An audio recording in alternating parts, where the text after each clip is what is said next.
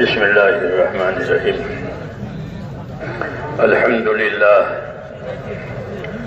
لله نحمده ونستعينه ونستغفره ونؤمن به ونتوكل عليه ونعوذ بالله من شرور أنفسنا ومن سيئات أعمالنا.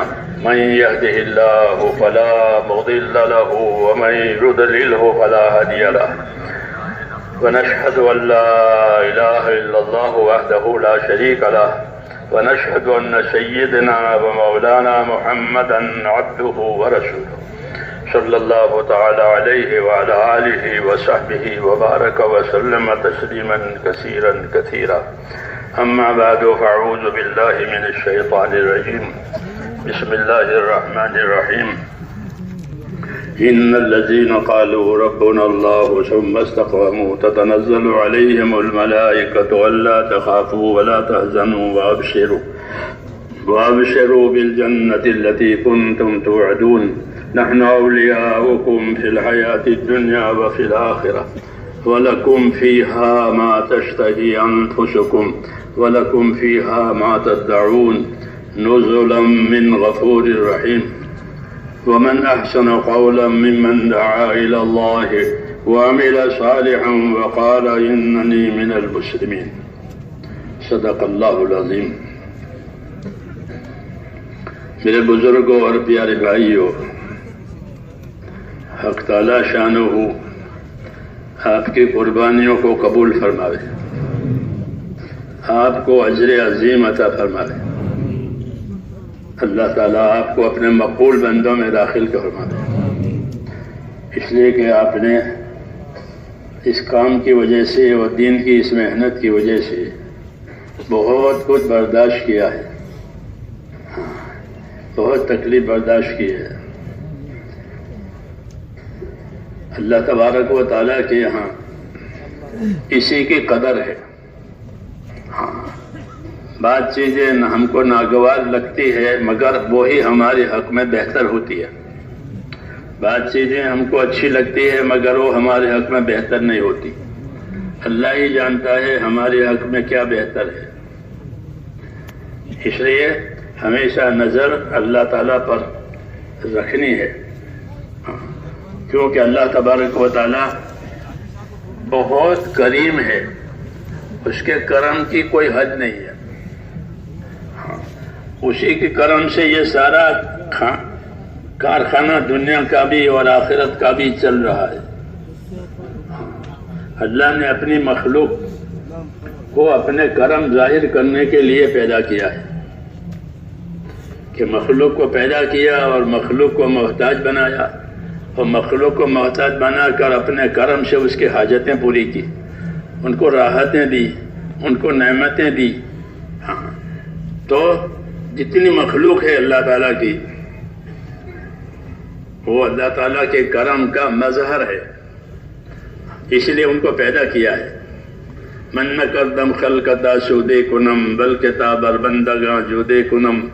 فرمایا میں نے مخلوق اس لیے نہیں پیدا کی ہے کہ مجھے اپنا کوئی ان سے فائدہ لینا ہے. مخلوق اللہ کو کیا فائدہ دے گی؟ کہ میں نے مخلوق کو اس لیے نہیں پیدا کیا ہے کہ مجھے ان سے کچھ فائدہ لینا ہے، بلکہ میں نے مخلوق کو اس لیے پیدا کیا ہے تاکہ میں اپنی بخشش اور اپنا جود و کرم اپنی مخلوق پر کروں. مخلوق کو اس لیے بنایا ہے، اس لیے اللہ تعالیٰ کے کرم کی کوئی حد نہیں ہے.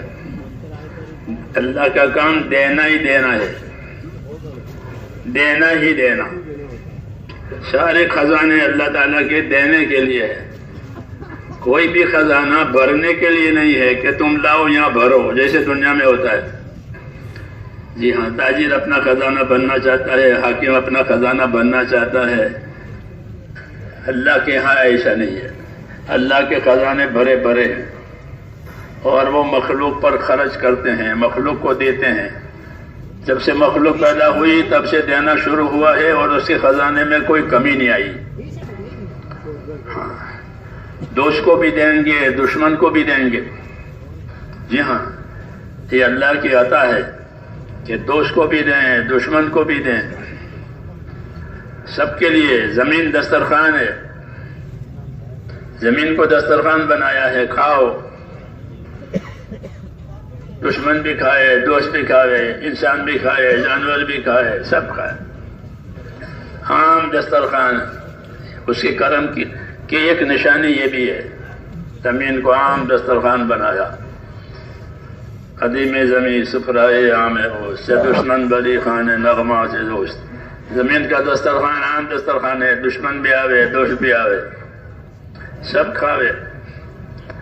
جی ہاں، اور اس کے خزانے میں کوئی کمی نہیں ہوگی کہ مخلوق کو اللہ تعالیٰ نے اپنے کرم کو ظاہر کرنے کے لیے پیدا کیا ہے۔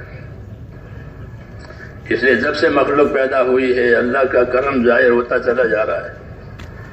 دنیا میں ایک مقدار سے دیں گے، دنیا میں ایک مقدار سے لیں گے، ہر ایک کے لیے اس کی مقدار لکھی ہوئی ہے، مقدر، وہ اس کو ملی۔ نصیبوں کا یصیبوں کا مثل مشہور ہے، نصیبوں کا یصیبوں کا، جو تیرا نصیب ہے وہ تجھے مل کے رہے گا۔ تقسیم کر رکھی ہے اللہ تعالیٰ نے معیشت کو، اس لیے ہر ایک کو اس کا حصہ ملے گا، زندگی کا بھی حصہ ملے گا، کسی کو 60، کسی کو 70، کسی کو 80، اس طرح کم زیادہ مدت عمر گزارنے کے لیے بھی ملے گی۔ پھر اس عمر کی روزی، اس کی ضروریات، یہ بھی ہر انسان کے لیے، ہر حیوان کے لیے، زمین کا ہو یا پانی کا ہو، یہ عام بخشش ہے اللہ تعالیٰ کی۔ نعمتیں ہیں، نعمتیں ہیں، نعمتوں کے خزانے ہیں، اور وہ نعمتوں کے خزانے اللہ تعالیٰ کے کہ وہ دینے کے لیے ہے۔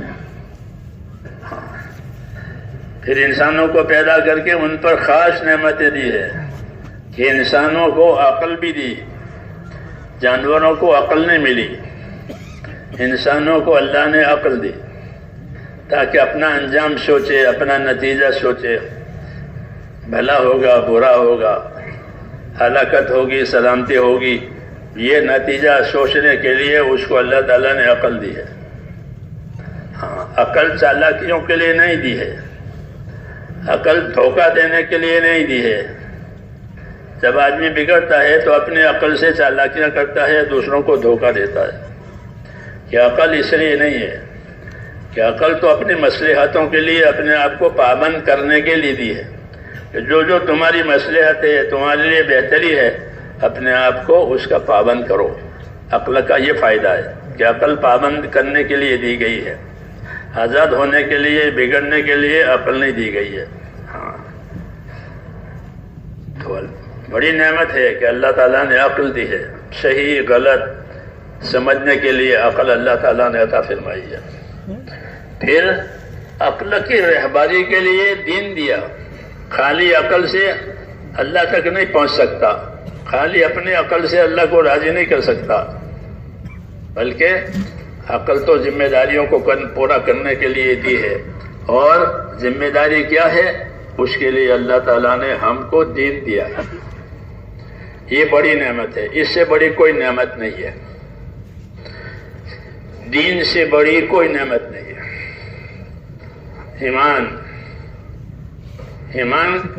ایمان کا اتنا بڑا اثر ہے کہ ایمان کی وجہ سے یہ دنیا باقی رہے گی۔ جب ایمان کا کوئی اثر نشان نہیں رہے گا دنیا میں تو اللہ تعالیٰ دنیا کے اس کارخانے کو ختم کریں گے کہ ایک آدمی بھی اللہ اللہ کرنے والا زمین پر رہے گا، پھر سب اللہ اللہ کرتا ہے اور کچھ نہیں کرتا۔ ایسا ایک آدمی بھی اللہ اللہ کرنے والا رہے گا تو اللہ تعالیٰ اس پوری کائنات کو باقی رکھیں گے، آسمان، زمین، چاند، سورج، پورا نظام اس ایک کی وجہ سے۔ جب وہ ایک بھی نہیں رہا، کوئی اللہ کا نام لینے والا ہی نہیں، پھر اس کارخانے کو ختم کریں گے۔ تو ایمان کا اتنا بڑا اثر ہے کہ ایمان کی وجہ سے اس کا بقا ہے، اس کا باقی رہنا ہے۔ تو ایمان بڑی نعمت ہے، دنیا میں اس کا یہ اثر ہے۔ آخرت میں ایمان کا اثر کہ آخرت میں تو ایمان ہی چلے گا، دوسری کوئی چیز نہیں چلے گی۔ ہاں، دین ہی چلے گا اور کوئی نہیں چلے گا۔ قبر میں پوچھے گا فرشتہ ماں دینوں کا، مرنے والے سے پوچھتا ہے اپنا دین بتاؤ، اپنا دین بتاؤ، ماں دینوں کا، یہ بات اصل ہے کہ دین وہی اصل ہے کہ جب تک دین ہے دنیا باقی ہے، دین نہیں دنیا باقی، دنیا ختم۔ ہاں، پھر قبر میں بھی دین، آخرت میں بھی دین۔ ہاں، کہ دین پر سارا دار و مدار ہے۔ ہاں، اس لیے میرے دوستو اصل نعمت جو ہے وہ تو اللہ تعالیٰ کی طرف سے آیا ہوا یہ دین ہے، وہ ہم کو اللہ تعالیٰ نے ملا ہے۔ اور دین میں ایک بات یہ ہے کہ دین میں یقین ہے کہ کرنے والا، بنانے والا، نفع دینے والا، نقصان کرنے والا، سب چیزوں کا تصرف اللہ کے ہاتھ میں ہے، کسی کے ہاتھ میں نہیں ہے۔ اللہ جو چاہے گا وہ ہوگا، اللہ جو کرے گا وہ ہوگا۔ اللہ کا فیصلہ ہے مخلوق کی طرف، الا لہ الخلق والامر، کہ یاد رکھو مخلوق بھی اللہ کی ہے، فیصلہ بھی اللہ کا ہے۔ مخلوق بھی اللہ کی، فیصلہ بھی اللہ کا۔ کہ اللہ نے مخلوق بنائی اور اسی کے فیصلے چلیں گے، نفع میں، نقصان میں، عزت میں، ذلت میں، سب چیزوں میں اس کے فیصلے۔ آسمانوں سے وہ فیصلے آتے ہیں، فرشتے اس کو نافذ کرتے ہیں۔ تو مخلوق بھی اللہ کی اور فیصلے بھی اللہ کا۔ ہاں، کیا ہوگا، کیا ہونے والا ہے، یہ سب اللہ طے کر چکے ہیں۔ کیا ہونے والا ہے یہ طے ہے، زمین آسمان کے بننے سے پہلے طے کر دیا گیا ہے کہ کیا ہونے والا ہے، وہ وہی ہوگا جو اللہ تعالیٰ نے طے کیا ہے۔ یہ ہم کو تعلیم دی ہے تاکہ کوئی نہ گھبراوے دنیا کے حالات سے کہ کیا ہوگا، کہ جو اللہ نے لکھا ہے وہ ہوگا۔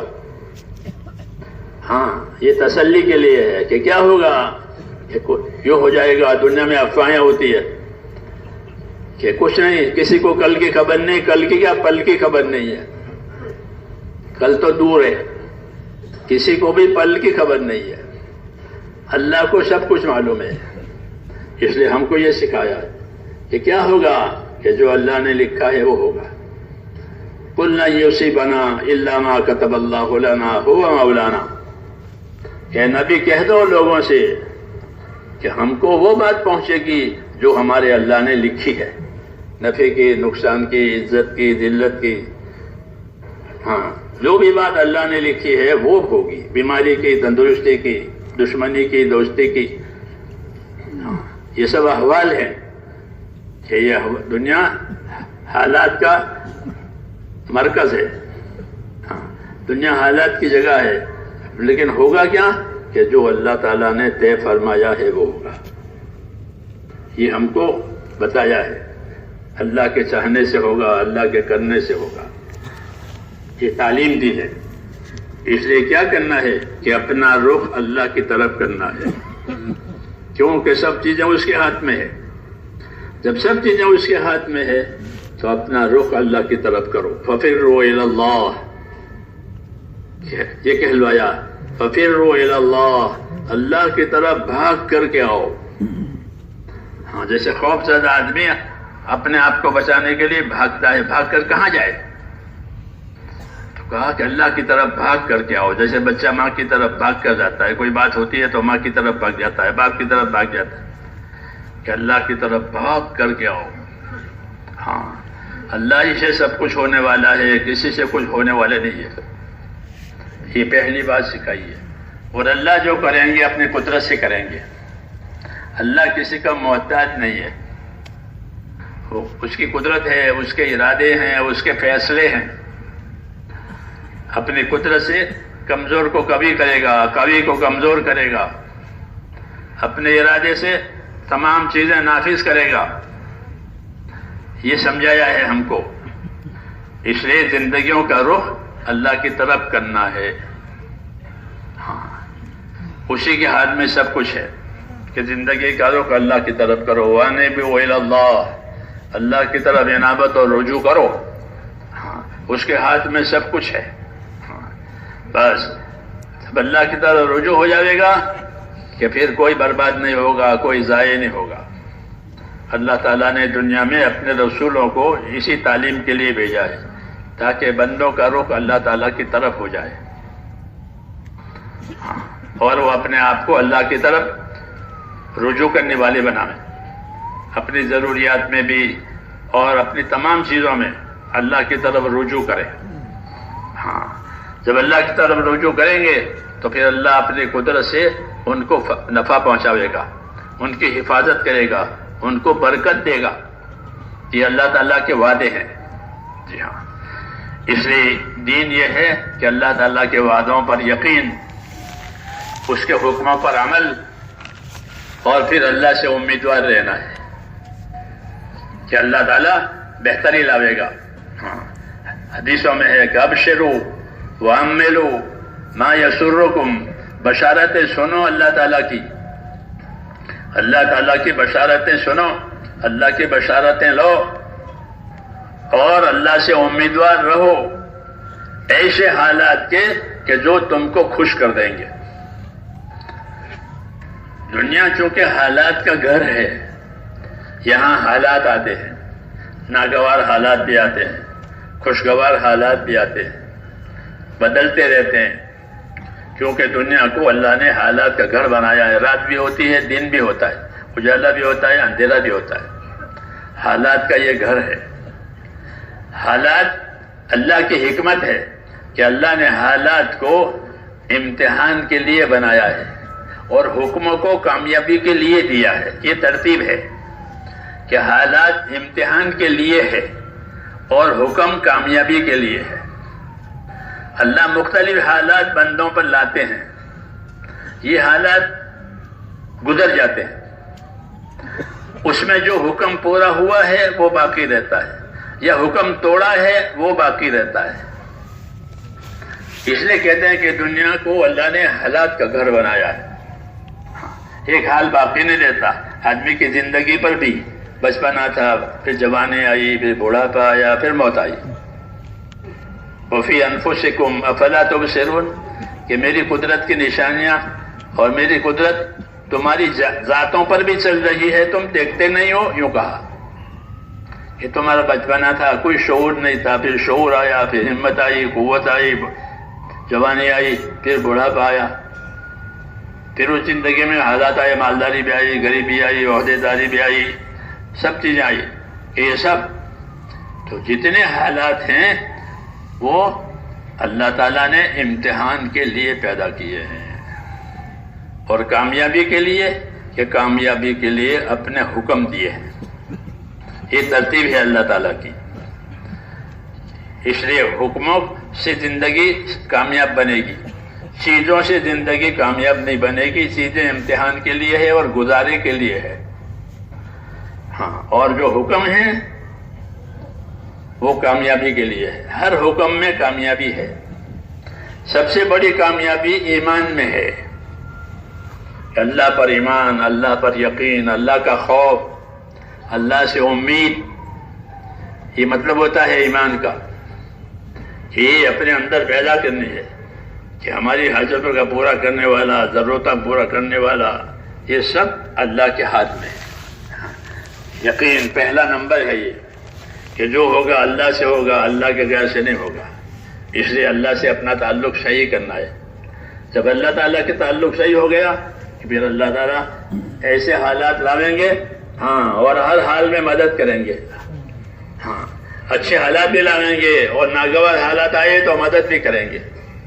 حضور صلی اللہ علیہ وسلم فرماتے تھے کہ من اصلح ما بینہ و بین اللہ اصلح اللہ ما بینہ و بین خلقہ، کہ جو لوگ اپنا اور خدا کا معاملہ ٹھیک کر لیں گے تو اللہ ان کا اور مخلوق والا معاملہ ٹھیک کر دے گا.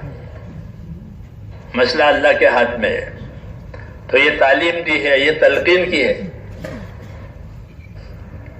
کیا تلقین کی ہے؟ کہ اپنا معاملہ اللہ تعالیٰ سے صحیح کرو.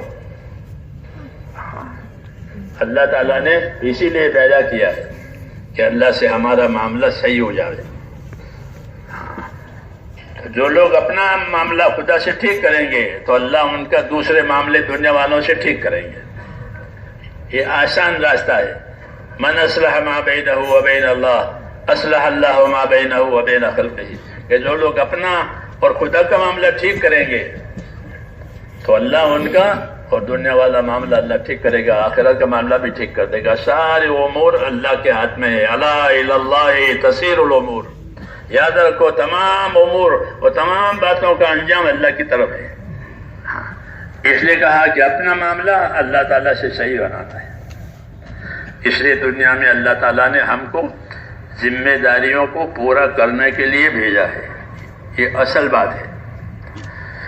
ذمہ داریوں کو پورا کرنے کے لیے بھیجا گیا ہے کہ دنیا ذمہ داریوں کے پورا کرنے کی جگہ ہے اور آخرت اس کا انجام اور بدلہ دیکھنے کی جگہ ہے. جی ہاں کہ آخرت بطور بدلہ کے دکھائیں گے اور دنیا بطور ذمہ داری کے دیں گے. کہ دنیا ذمہ داریوں کے پورا کرنے کی جگہ ہے. دنیا غفلت کی جگہ نہیں ہے, دنیا خواہشات کی جگہ نہیں ہے, بلکہ کہ دنیا تو اطاعت اور تابعداری کی جگہ ہے. یہاں اطاعت اور تابعداری ہوگی. اس لیے نبیوں کو اطاعت کے لیے بھیجا جاتا تھا. آخر میں جناب رسول اللہ صلی اللہ علیہ وسلم آئے. آپ نے بھی اسی کی دعوت دی کہ اللہ کے اطاعت کرو, کہ اللہ کے اطاعت میں کامیابی ہے. پھر صحابہ نے وہ اطاعت حضور صلی اللہ علیہ وسلم سے سیکھی. یہ کوئی رسمی بات نہیں ہے, بڑا مسئلہ ہے کہ زندگی اللہ کے اطاعت والی بنے. یہ مذہب کی جان ہے, یہ مذہب کی روح ہے. اطاعت اللہ تعالیٰ نے جان بھی دی ہے, مال بھی دیا ہے, اسباب بھی دیے ہیں.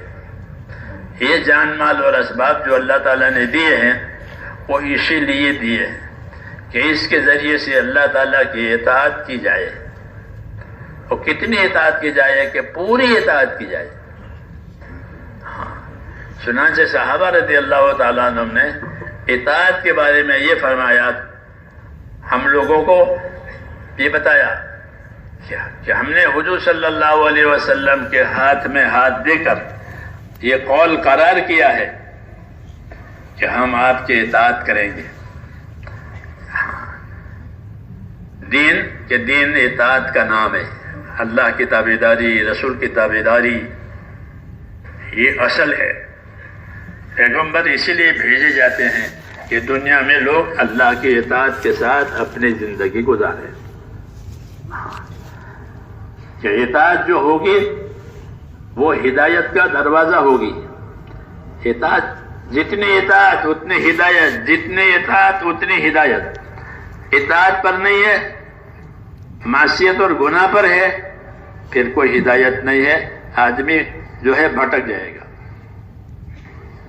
اطاعت کو ہدایت کا دروازہ قرار دیا ہے کہ وَإِن تُطِيعُوهُ تَهْتَدُوا, کہ اللہ کی اطاعت کرو گے تو ہدایت پر آؤ گے, پھر صحیح راستہ ملے گا, ہدایت ملے گی. ہدایت کا مفہوم یہ ہوتا ہے کہ دلوں میں یقین صحیح ہو جائے کہ اللہ کرنے والا ہے اور کوئی کرنے والا نہیں ہے, اس کے ہاتھ میں سب کچھ ہے.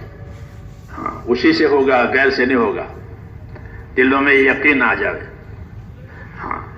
کہ دلوں کا یقین صحیح ہو جائے اور جان مال کا استعمال صحیح ہو جائے, اس کو ہدایت کہتے ہیں. کہ دلوں میں یقین صحیح ہو گیا کہ جو ہوگا وہ اللہ سے ہوگا. اللہ دنیا آخرت کا مالک ہے, اس لیے اللہ سے معاملہ نہیں بگاڑنا ہے, اللہ سے معاملہ صحیح کرنا ہے. اور یہ یقین کر کے پھر اپنے جان مال کا استعمال صحیح کرے. تو دلوں کا یقین صحیح ہو جائے, جان مال کا استعمال صحیح ہو جائے, یہ حیات محتدین کہلاتی ہے. یعنی ہدایت پانے والوں کی زندگی ایسی ہوتی ہے کہ وہ اپنے جان مال میں اپنے آپ کو آزاد نہیں سمجھتے, بلکہ اپنے آپ کو اپنی جان مال میں پابند سمجھتے. پابند کہ جان مال اللہ کی امانتیں ہیں, اللہ کی نعمتیں بھی ہیں, اللہ کی امانتیں بھی ہیں. ان امانتوں میں اور نعمتوں میں کہ ہمیں اپنے آپ کو پابند کرنا ہے. پابند کرنے کا طریقہ, کہ پابند کرنے کا طریقہ سکھانے کے لیے ہی محمد صلی اللہ علیہ وسلم آئے ہیں. ہر زمانے کا نبی ان کی جان مال کا استعمال کرنے کا طریقہ سکھانے کے لیے آتا ہے. اس کی روشنی میں جب زندگی گزرتی ہے تو جان مالوں کا استعمال صحیح ہو جاتا ہے. ہمارے ذمے بھی یہی ہے کہ جان مال کا استعمال اللہ کی مرضی کے مطابق ہو, یقین کے ساتھ ہو, کہ ہم جان مال کو صحیح استعمال کریں گے اور حق تعالی شانہ ہمارے ساتھ اپنی مدد کا، اپنی برکتوں کا معاملہ کرے گا، اپنی قبولیت کا معاملہ کرے گا۔ ہاں، اس یقین کے ساتھ، اس لیے اس کے ساتھ محنت دی ہے، کیونکہ آدمی کی محنت اس کے یقین کا ذریعہ بنتی ہے۔ جس چیز کی محنت کرتا ہے اس کا یقین دل میں پیدا ہوتا ہے، جس چیز کی محنت ہوتی ہے اس کا یقین پیدا ہوتا ہے۔ ہاں، تو ہم کو حکم والی محنت دی ہے کہ حکم والی محنت سے حکم والا یقین بنے گا کہ ایمان پر اللہ یہ دیں گے، کہ ایمان پر کیا دیں گے، کہ ایمان پر عزت دیں گے، ایمان پر عزت دیں گے۔ یہ وعدہ ہے کہ عزت اللہ کے لیے ہے، عزت اس کے رسول کے لیے ہے، عزت مومنین کے لیے ہے کہ اللہ ان کو عزت دیں گے۔ عزت کا مطلب یہ نہیں ہوتا کہ لوگ سلام کریں، یہ تو رسمی عزت ہے۔ اصل عزت یہ ہے کہ زندگی گزارنے کے جو طریقے ہمارے پاس ہیں ہم بھی اس کے تابع اور دنیا والی بھی اس کے تابع، یہ ہماری عزت کہ زندگی گزارنے کے جو طریقے ہمارے پاس ہیں ہم بھی اس کے تابع اور دنیا کے لوگ بھی اس کے تابع ہو جائیں، یہ ہماری عزت۔ اور ذلت کیا کہ دنیا والوں کے جو طریقے ہیں اس کی تابعداری کرنی پڑے اور اپنے طریقے چھوٹ جاوے، اپنے طریقے چھوٹ جاویں اور دنیا والوں کے طریقے اختیار کرنے پڑیں، یہ ذلت کہلاتی ہے۔ ہاں، اس لیے ہم کو اللہ تعالیٰ نے عزت کی چیز وہ دین دی ہے۔ ہاں، اب دین کا کیا تقاضا ہے؟ تو دین کا تقاضا میرے دوستو ایک یہ ہے کہ سب سے پہلے اپنی ذات کو دین کے ذریعے سے سنوارے۔ ہاں، اپنی ذات کو دین کے ذریعے سے سنوارے، سب سے پہلے یقین بناوے، خوف پیدا کرے۔ یقین پیدا کرنے والی باتیں، خوف پیدا کرنے والی باتیں سنیں تاکہ اندر یقین ہو، اللہ کے وعدوں کا یقین ہو، کیونکہ اللہ تعالیٰ نے عملوں پر وعدے کیے ہیں، چیزوں پر وعدے نہیں کیے ہیں، عملوں پر وعدے کیے ہیں، عملوں کا حکم دیا ہے اور حکم پر اپنے وعدے کیے ہیں۔ ہاں، تو جب حکم والی محنت ہوگی تو حکم والا یقین ہوگا کہ ہم حکم پورا کریں گے اور خدا وعدہ پورا کرے گا۔ ہاں، یہی اطاعت کا طریقہ ہے کہ ہم حکم پورا کریں گے، خدا وعدہ پورا کرے گا۔ جب وعدے پورے ہوں گے اللہ تعالیٰ کے تو یقین بڑھے گا، اطاعت بھی بڑھے گی۔ حضرات صحابہ کرام میں یہ بات تھی، اس لیے ان کی اطاعت اپنے یقین کے بڑھنے کی وجہ سے ان کی اطاعت بڑھتی چلی گئی۔ اور وہ کہتے تھے اپنی اطاعت کے بارے میں کہ اطاعت کیسی، کہ تم کیسی اطاعت کی حضور صلی اللہ علیہ وسلم کی؟ تو بعد والوں کے لیے یہ سبق انہوں نے چھوڑا ہے کہ بایانہ رسول اللہ صلی اللہ علیہ وسلم علی السمع والطاعہ، ہم نے حضور کے ہاتھ میں ہاتھ دے کر یہ قول قرار کیا ہے کہ ہم سنیں گے اور مانیں گے۔ یہ اصل دین ہے کہ دین سنو دین مانو، دین سنو دین مانو۔ ہاں، دین کو سننا سمجھنے کے لیے ہے، سننے کے لیے نہیں سننا ہے۔ سننے کے لیے تو صرف گانا ہوتا ہے کہ گانا سننے کے لیے ہوتا ہے۔ ہاں، سننے کے لیے نہیں، کہ سننے کے لیے بھی ہے، سمجھنے کے لیے بھی ہے اور پابند کرنے کے لیے بھی ہے۔ دین کا یہ تقاضا ہے، اس کو سنو، اس کو سمجھو، اس کو پابند اور اپنے آپ کو پابند کرو، یہ ہدایت ہے ہمارے لیے۔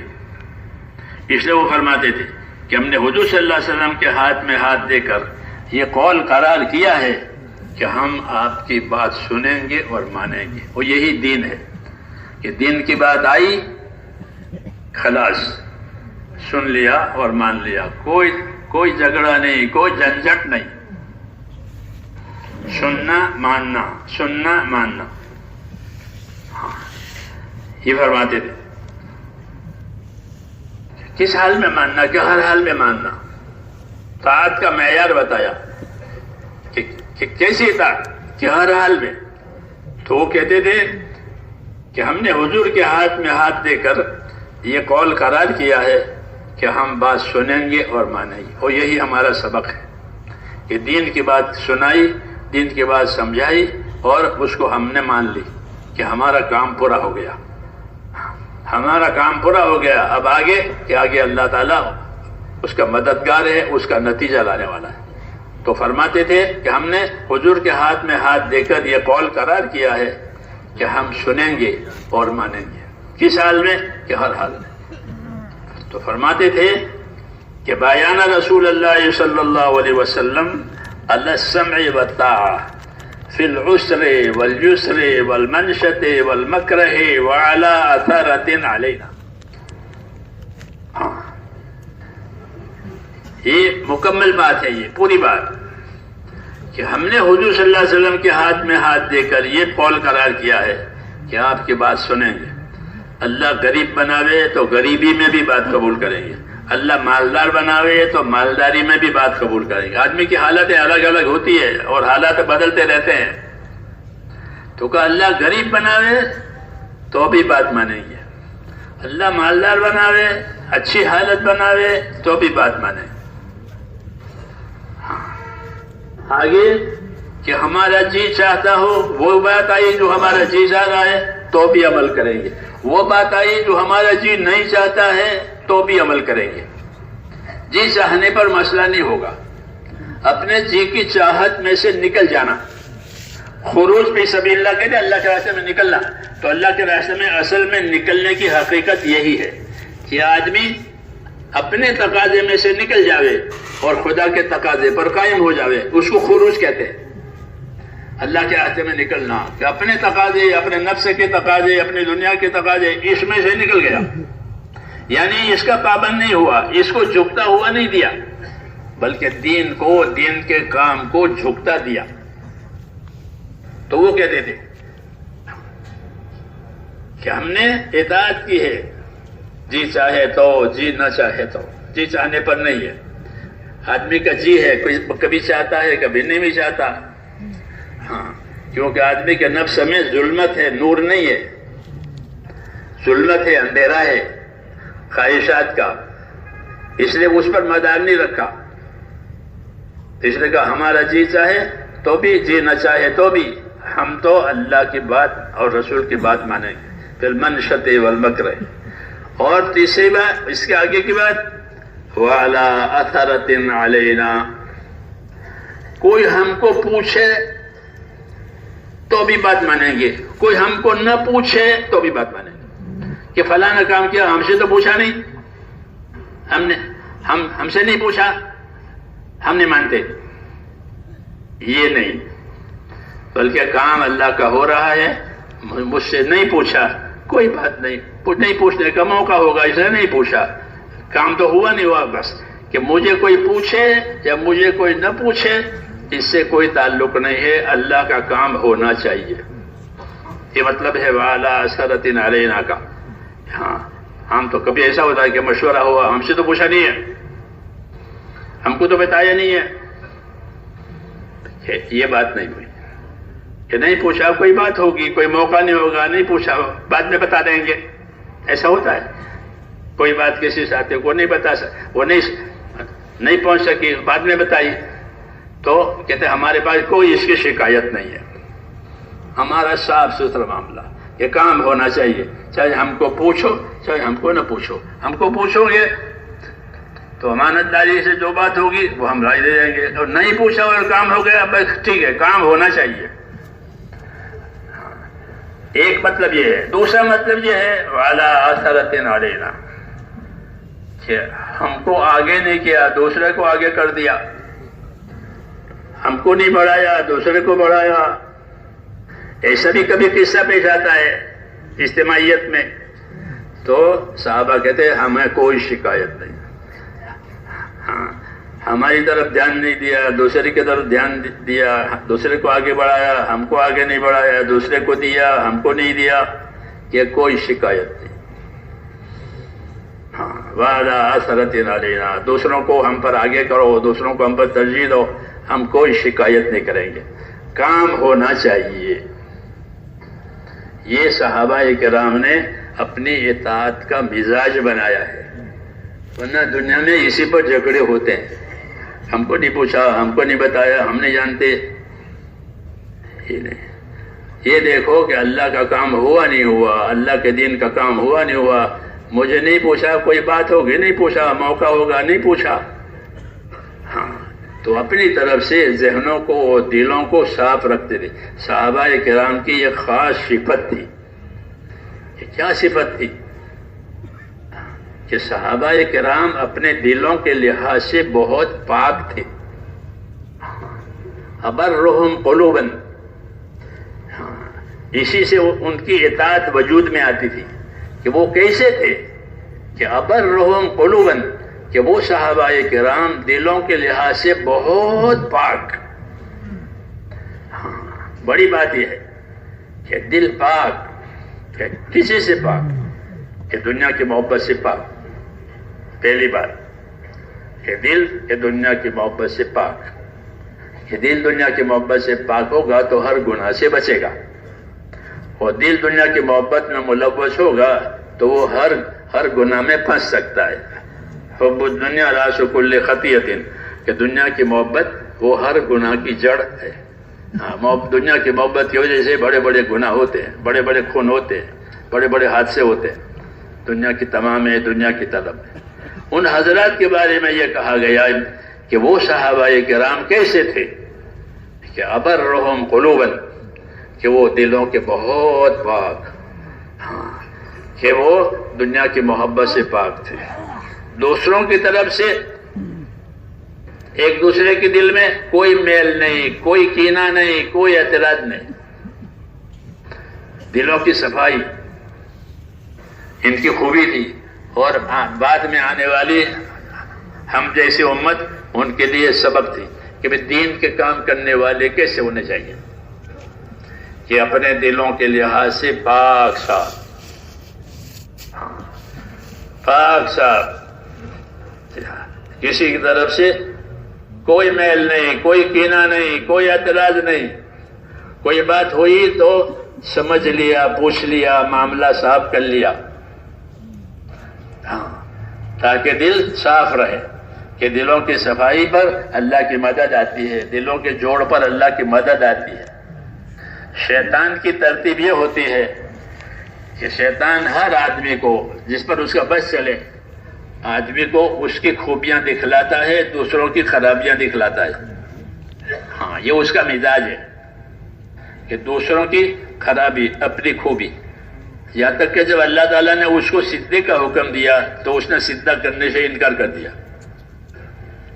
بڑا گناہ کہ اللہ کے سامنے انکار کیا کہ میں سجدہ نہیں کرتا، میرے بس کا نہیں ہے سجدہ کرنا، میں نہیں کر سکتا سجدہ. اس قسم کے جواب دیے. قرآن شریف کی آیتیں آپ دیکھو تو بڑی جرأت سے جواب دیے، بڑی جرأت سے اللہ کو جواب دیا کہ میں نہیں کر سکتا سجدہ. کیوں؟ کہ میں آدم سے اچھا ہوں، کہ میں ان سے اچھا ہوں. انا خیر منہ، میں اس سے اچھا ہوں. یہی برائی کی جڑ ہے کہ اپنے آپ کو اچھا سمجھا، دوسرے کو ہلکا سمجھا. حالانکہ کون اچھا ہے کون برا ہے وہ تو پیدا کرنے والا جانتا ہے. پیدا کرنے والا جانتا ہے کہ کون کیسا ہے. آدم علیہ السلام سے یہ اچھا کیسے ہو گیا؟ آدم علیہ السلام کو تو اللہ تعالیٰ نے پسند کیا ہے، اپنے کام کے لیے نبی بنایا ہے، اپنے کام کے لیے. ان اللہ اصطفیٰ آدم، اللہ نے آدم کو اپنی مخلوق میں سے پسند کیا ہے اپنی خلافت کے لیے، اپنی ذمہ داریوں کے لیے. تو آدم تو اللہ کے پسندیدہ ہیں، اور یہ کہتے ہیں میں آدم سے بہتر ہوں. کہ یہی بات آدمی کو ہر خیر سے محروم کرتی ہے، ہر خیر سے محروم کرتی ہے. کہ بھئی میں بہتر نہیں ہوں، دوسرا بہتر ہے. تو شیطان نے یہ کہا کہ میں بہتر ہوں آدم سے، انا خیر منہ. اور دلیل دی اللہ کو. اللہ کے ہم نے دلیل ہے کہ آپ نے مجھ کو آگ سے پیدا کیا ہے، اس کو مٹی سے پیدا کیا. مٹی کا مقام نیچا ہے، آگ کا مقام اونچا ہے. یہ دلائل ہے کہ آگ کا مقام اونچا، مٹی کا مقام نیچا. تو یہ بات صحیح نہیں ہے. اللہ تعالیٰ جانتے ہیں کس میں کیا ہے. کس میں کیا خیر ہے وہ تو اللہ جانتے ہیں، خیر شر کا پیدا کرنے والا، خیر شر اللہ کے فیصلے سے خیر اور شر پھیلتی ہے. تو یہ تعلیم ہے. تو یہ صحابہ کرام کے بارے میں جو ہم کو ملتی ہے کہ وہ دلوں کے لحاظ سے بہت پاک. ہاں، یہ دنیا کی محبت بھی ان کے دل میں نہیں ہے، کسی کی طرف سے کوئی میل بھی نہیں ہے. ہاں، ابرہم قلوبا، کہ ان کے دل پاک، دنیا کی محبت سے، آپسی بدگمانیوں سے، دوسروں کی حقارت سے، خیانت سے، ہر قسم کے شر سے، کہ ان کے دل پاک. ہاں، یہ صفت ہے دین کے کام کرنے والوں میں کہ ان کے دلوں میں جتنی پاکیزگی ہوگی اتنی خیر پھیلے گی، اتنی وہ خیر سے مستفید ہوں گے، کیونکہ اللہ تعالیٰ نے ہر بندے میں کوئی نہ کوئی خیر رکھی ہے. مولانا الیاس صاحب فرماتے تھے کہ ہماری محنت جو ہے وہ خوبیوں کا لین دین ہے. ہماری محنت خوبیوں کا لین دین ہے. ایک دوسرے میں خوبی دیکھو کہ اللہ تعالیٰ نے کسی کو نکما نہیں پیدا کیا ہے، یہ نکما ہے، کوئی نکما نہیں پیدا کیا، اللہ نکما نہیں پیدا کرتے. اللہ کی حکمت ہے اور اللہ کی قدرت ہے. قدرت بھی استعمال ہوتی ہے، حکمت بھی استعمال ہوتی ہے. قدرت کے آثار نظر آتے ہیں، حکمت کے آثار نظر نہیں آتے. لیکن اللہ حکیم بھی ہے، قادر بھی ہے. تو کسی کو نکما نہیں پیدا کیا، کسی چیز کو بھی نکما نہیں پیدا کیا. ہاں، اس کی حکمت ہے جو پوشیدہ ہے. ہاں، اس نے کہا کہ ہماری محنت اور ہماری دعوت یہ خوبیوں کا لین دین ہے، ایک دوسرے کی خوبیاں دیکھو.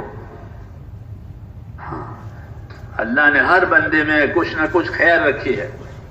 جب نگاہ بدل جائے گی تو خوبیاں نظر آئے گی، اور نگاہ بگڑ جائے گی، اپنے آپ کو اچھا سمجھے گا تو دوسروں کی خرابیاں نظر آئے گی.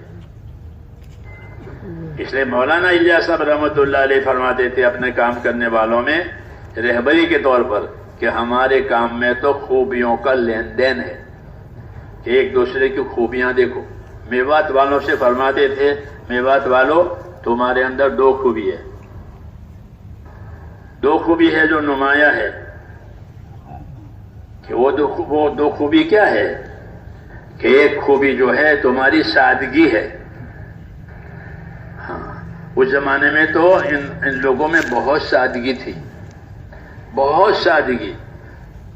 ہاں، کھانا معمولی، کپڑا معمولی. اور میں فرمایا ایک تمہارے اندر سادگی ہے، دوسری خوبی تمہارے اندر یہ ہے کہ تمہارے اندر جفا کشی ہے. محنت کرنے والے، تھکنے والے، برداشت کرنے والے تم ہو، تمہارے اندر یہ صفت ہے. چنانچہ وہ مولانا کی رہبری میں، مولانا کی ہدایت میں بڑے بڑے مشقت کے کام کرتے تھے، پیدل چلتے تھے 4 مہینے. ہاں، اس زمانے میں تو رواج نہیں تھا، بہت مشقت تھی، غیر قسم پرسی کا زمانہ تھا، تو وہ پیدل چلتے تھے.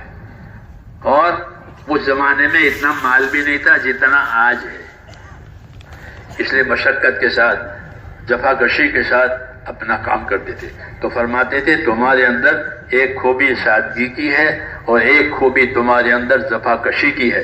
اور کسی بھی مقصد میں کامیاب ہونے کے لیے یہ دونوں خوبیاں بہت ضروری ہے، بہت مفید ہے. سادگی ہوگی، زیادہ جھمیلے زندگی کے نہیں ہوں گے تو ہر کام کو کر پائے گا، سادہ ہے.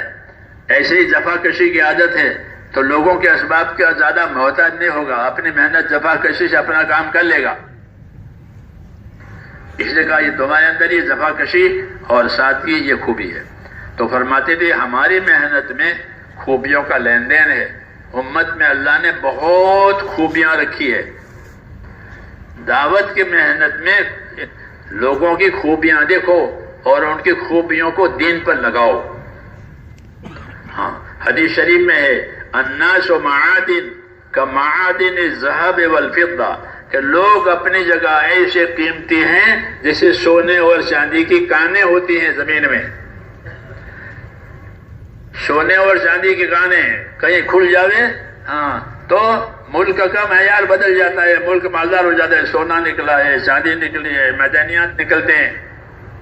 ایسے لوگ سونے اور چاندی کی کانوں کی طرح قیمتی ہیں. نکمے نہیں ہیں. امت میں بہت خوبیاں رکھی گئی ہے. نبوت کا کام ان کے ذمے کیا گیا ہے، اس لیے نبوت کے کام کو چلانے والی ان کے اندر یہ خاصیتیں رکھی گئی ہیں. اس لیے فرماتے تھے ہماری محنت میں خوبیوں کا لین دین ہے، اور خوبیوں کو حاصل کرنے کے لیے کیا ہونا چاہیے کہ ایک دوسرے کے ساتھ اچھا گمان ہونا چاہیے. ہر ایک دوسرے کو اچھا سمجھے کہ یہ مجھ سے اچھا ہے. اس شیطان کی طرح نہیں کہ میں اچھا ہوں، کہ نہیں.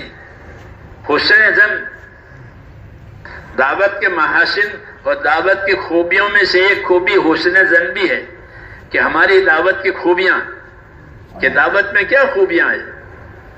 وَمَنْ أَحْسَنَ قَوْلًا مِّمَّنْ دَعَا إِلَى اللَّهِ، اس سے بہتر کس کی بات ہو سکتی ہے جو اللہ کی طرف بلاوے. تو یہ بہتری دعوت میں بہتری ہے کہ کیا بہتری ہے دعوت کے کام میں. تو دعوت کے کام میں ایک بہتری یہ بھی ہے کہ دعوت کے کام کرنے والوں میں حسن ظن، ایک دوسرے کو اچھا سمجھنا، ایک دوسرے کے بارے میں اچھا گمان کرنا. اس کو مولانا اتنی اہمیت کے ساتھ بتاتے تھے کہ اگر مسلمانوں میں ایک دوسرے کے ساتھ اچھا گمان کرنے کا ماحول بن گیا تو ان پر اللہ تعالیٰ کی عطاؤں کے اور برکتوں کے دروازے کھل جائیں گے. یہ فرماتے تھے ان کے اندر برکتوں کے دروازے کھلیں گے. بخلاف اس کے شکایتیں پیدا کر دی دلوں میں شیطان نے کہ اس نے یوں کر دیا، اس نے یوں کر دیا، کہ ہاں کہ اب شکایتوں کے بعد پھر مسئلہ نہیں بنے گا. اس لیے ہمارے ہاں شکایتیں نہیں ہے، شکر ہے، حسن ظن ہے. کوئی بات غلط فہمی ہو رہی ہے تو اپنے غلط فہمی کو سدھارو. صحابہ میں بھی ہوتا تھا کہ غلط فہمی ہو گئی، غلط فہمی ہو گئی تو غلط فہمی کو سدھارا تاکہ وہ غلط فہمی اندر بدگمانی نہ پیدا کرے. پھر بدگمانی اندر جب پکی ہو جائے گی تو اندر کینہ بنے گا. سینوں میں کینہ بنتا ہے. کینہ اردو میں کینہ کہتے ہیں اندر کی چھپی دشمنی کو.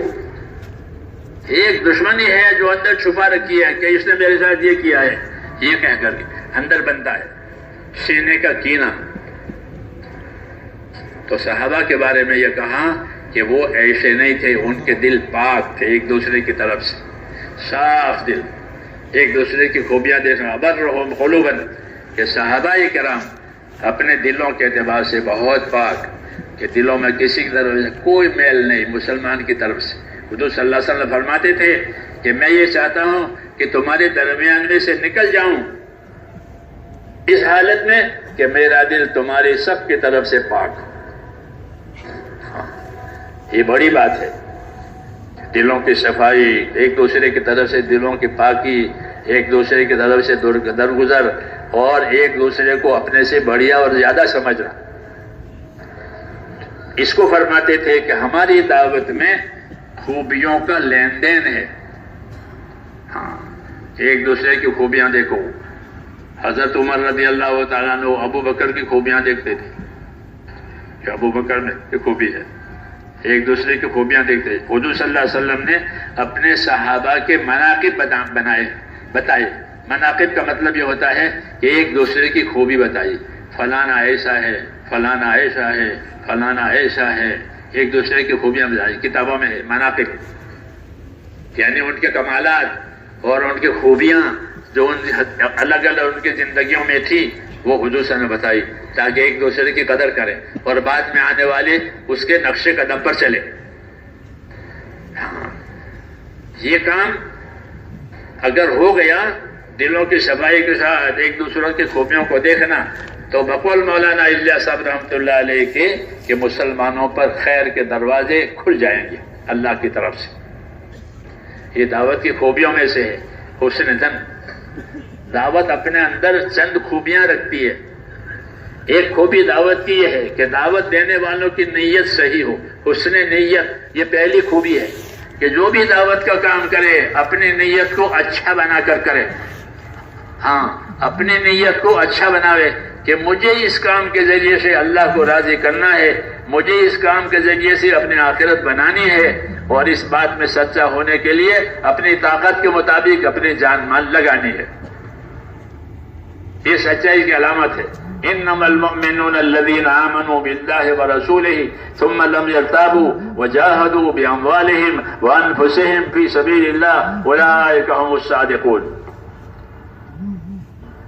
کہ ایمان والے تو وہ ہیں کہ جن کے اندر ایسا ایمان آیا کہ بھائی ایمان کے بارے میں ان کو کوئی شک کوئی تردد نہیں ہوا اللہ کے وعدوں پر اللہ کے فیصلوں پر, اور اس یقین کے بعد اپنی جان مال کو اللہ تعالیٰ کے دین کو زندہ کرنے میں اور اللہ تعالیٰ کے دین کی اطاعت اور تابعداری میں اپنی جان مال کو لگایا. انما المؤمنون الذين آمنوا بالله ورسوله ثم جاهدوا, پھر جان مال لگایا, مال کو بھی خرچ کیا, جان کو بھی خرچ کیا, عبادت پر بھی جان مال لگائی, خدمت پر بھی جان مال لگائی, محنت کے لیے بھی جان مال لگائی. عبادت پر بھی جان مال لگنی چاہیے.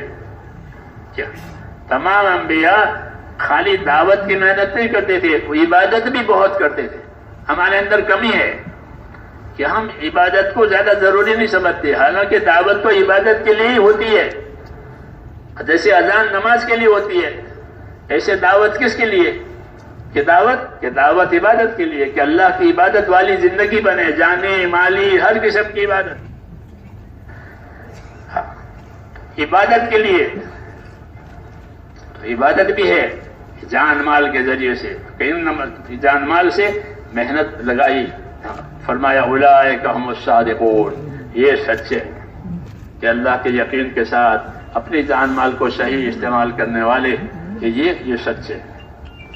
تو اللہ تعالیٰ نے ایک تو ان کو سچا بتایا, دوسرا مہاجرین کو سچا بتایا کہ مہاجرین سچے ہیں, کیونکہ مہاجرین وہ پہلا طبقہ ہے اپنے جان مال لگانے میں اور اپنی دنیا دین کے لیے چھوڑنے میں.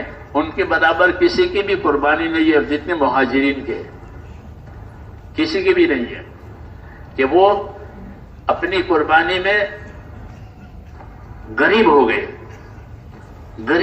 مہاجرین غریب ہو گئے, حالانکہ محلہ تھے, غریب ہو گئے. کیوں؟ کہ اپنی دین کے میں قربانی میں ہجرت میں ساری چیزیں خرچ ہو گئی, ختم ہو گئی, چھوٹ گئی.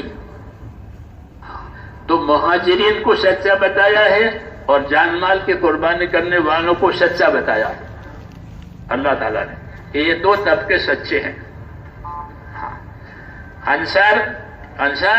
انصار بھی جان مال کی قربانی کرنے والوں میں ہے مہاجرین کے بعد, کہ انہوں نے اپنی جان مال کو قربان کیا اور اپنی حاجت کو بھی نہیں دیکھا. راحت تو راحت, اپنی راحت کو, حاجت کو بھی نہیں دیکھا, بلکہ اپنے حاجت کو بھی قربان کیا. بھوکے رہے, پیاسے رہے, لوگوں کو کھلایا پلایا اور دین کو پانی دیا. مہاجرین نے ہجرت سے دین کو ترقی دی اور انصار نے ایثار سے دین کو ترقی دی. ان کا اپنا اپنا معیار ہے جو سمجھنے کی بات ہے کہ مہاجرین نے ہجرت کے ذریعے سے دین کو ترقی دی, کہ ہجرت سے افضل کوئی چیز نہیں ہے, بڑی قربانی ہے. حضور صلی اللہ علیہ وسلم بھی مہاجرین میں سے ہیں, سب کچھ چھوڑ دیا, ان کو نکال دیا. اخرجوا من دیارہم, ان کو اپنے گھروں سے نکال دیا. ہاں, بڑا ظلم, اور اس ظلم کو برداشت کرنا اور اپنے دین پر قائم رہنا بڑی قربانی. تو مہاجرین نے یہ کیا کہ اپنی ہجرت کی, اپنے گھروں سے نکالے گئے. حکم پورا کر دیا ہجرت کا, یہ بڑا حکم تھا. آپ بھی مہاجرین میں سے, دوسرے نمبر میں انصار ہے, تو انہوں نے ہجرت کے ذریعے سے ترقی کی. انصار نے ایثار کے ذریعے سے ترقی کی, کہ انہوں نے ہجرت کرنے والوں کی اور دین والوں کی ایسی مدد کی کہ اپنی ضرورت کو بھی نہیں دیکھا, اپنی راحت کو بھی نہیں دیکھا. اس لیے یہ دو طبقے ایسے ہو گئے جو دوسروں والوں کے لیے نمونہ بن گئے. ان کو اللہ نے سچا کہا ہے, اور ساری دنیا کے مسلمانوں سے یہ کہا کہ یا ایھا الذین آمنوا اتقوا اللہ وکونوا مع الصادقین, اے ایمان والو اللہ سے ڈرو اور سچوں کے ساتھ ہو جاؤ. تو سچے اول درجے میں یہ لوگ ہیں. پھر ہر آدمی اپنی اخلاص اور قربانی کے بقدر سچا ہے. ہاں, مولانا الیاس صاحب فرماتے ہماری جماعتیں جو پھرتے ہیں یہ بھی سچے ہیں, یہ بھی سچے ہیں. صادقین میں یہ بھی داخل ہے. یا کس لیے؟ کہ اس لیے کہ اپنی جان نہ لگا رہا ہے, اپنا مال لگا رہا ہے, اور اطاعت کے ساتھ چل رہا ہے، مشورے کا پابند ہے، اپنی بات چلاتا نہیں ہے، اپنی بات رکھتا نہیں ہے اور کام کرتا ہے، تو اس کی سچائی میں کیا شک ہے؟ تو اس نے کہا جو ہماری جماعتیں ہیں وہ بھی سچوں میں داخل ہے، صادقین میں داخل ہے۔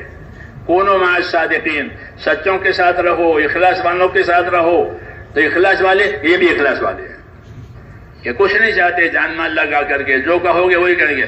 جیسے آپ حضرات کہ کھڑے پانی پڑا تو کھڑے رہ گئے، یہ نہیں کہ گھر بھاگ گئے، کھڑے رہ گئے۔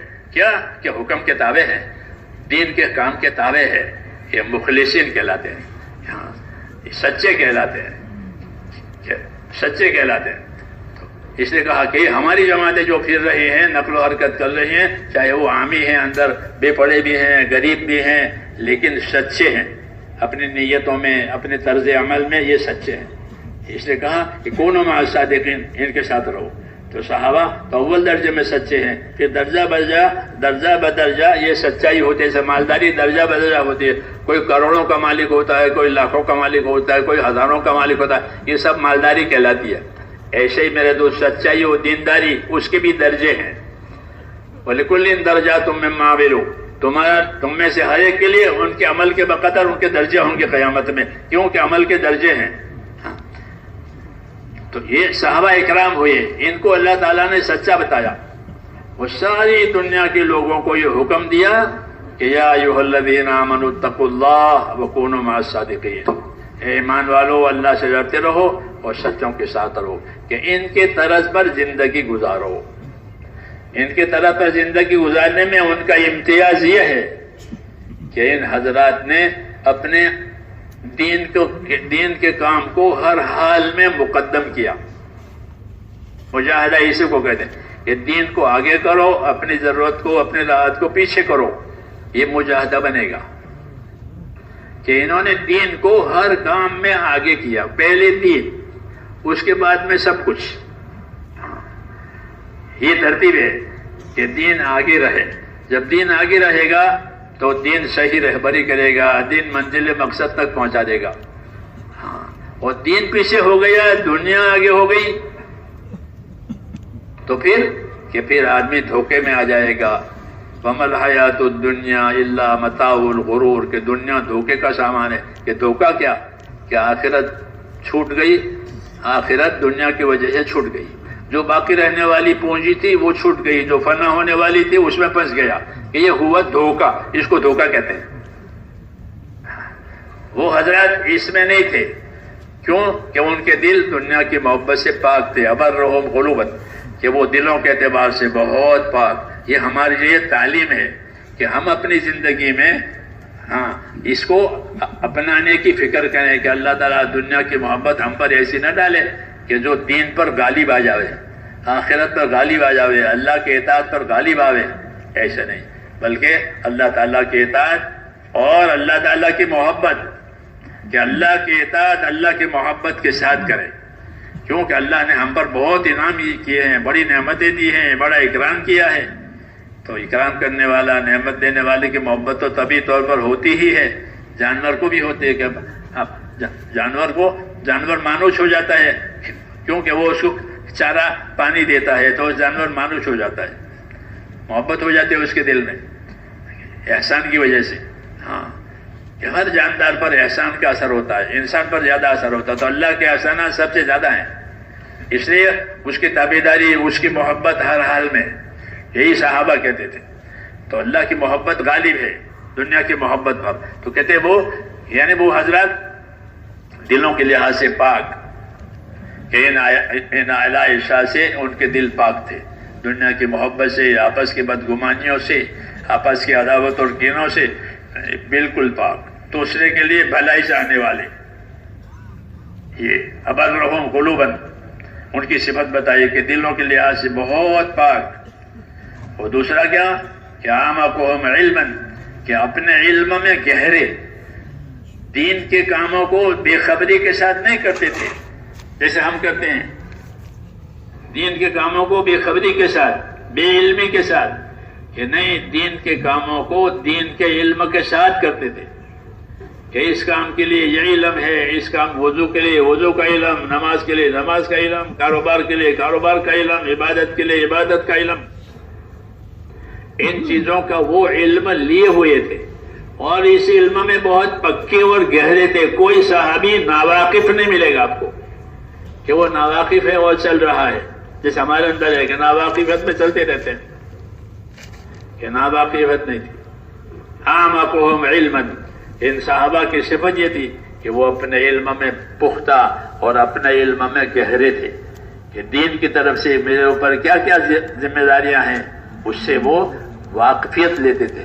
نہیں جانتے تھے تو پوچھتے تھے، ہاں نہیں جانتے تھے تو سیکھتے تھے، ہاں اپنے نقل و حرکت میں وہ سیکھتے تھے. یہ ہماری نقل و حرکت سیکھنے سکھانے کے لیے ہے، خالی پھرنے کے لیے نہیں ہے، بلکہ چکی کی طرح پھرنا ہے. چکی میں کیا ہوتا ہے؟ کچھ ڈالو کچھ نکالو، کچھ ڈالو کچھ نکالو، اس کا نام چکی. خالی پتھر پر پتھر رگڑنے کا نام نہیں چکی کہ پتھر پر پتھر رگڑا جائے اور نکلے کچھ بھی نہیں اور ڈالے کچھ بھی نہیں. ایسا نہیں ہے، بلکہ ہماری نقل و حرکت وہ دین کو لین دین، دین کا لین دین ہے. جاننے والوں سے لو، نہ جاننے والوں کو دو. زیادہ جاننے والوں سے سیکھو، نہ جاننے والوں کو سکھاؤ. عمل بھی کرو، عمل کی دعوت بھی دو، عمل کی ترغیب بھی دو. یہ چکی کہ مذہب چکی کی طرح سے ہے کہ مذہب کی چکی چلے گی. چکی چلتی ہے تو چاروں طرف آٹا گرتا ہے. یہ چکی کا فعل ہے، یہ چکی کا کام ہے کہ چکی چلے گی چاروں طرف آٹا. کیوں؟ کہ اس میں کوئی چیز ڈالی گئی ہے. حضور صلی اللہ علیہ وسلم نے ہم کو اس لیے نقل و حرکت پر ڈالا کہ یہ بہترین امت ہے. جب بہترین امت حرکت میں آئے گی تو بہتری پھیلے گی. بہترین امت حرکت میں آئے گی تو کہ بہتری پھیلے گی. ایمان کی بہتری، اعمال کی بہتری، اخلاق کی بہتری، قربانی کی بہتری، نیت کی بہتری، ہر قسم کی خیر حرکت کی وجہ سے دنیا میں پھیلے گی. اس لیے حضور صلی اللہ علیہ وسلم نے امت کو حرکت دی ہے. نفر، سفر، ہجرت، نصرت، یہ اعمال دین میں ہیں. کیوں؟ دین کو لینا ہے، دین کو دینا ہے، دین کو سیکھنا ہے، دین کو سکھانا ہے تاکہ زندگی کی ذمہ داریاں پوری ہو جائے. خالی چکی چلنے سے کوئی گزارا نہیں ہوگا.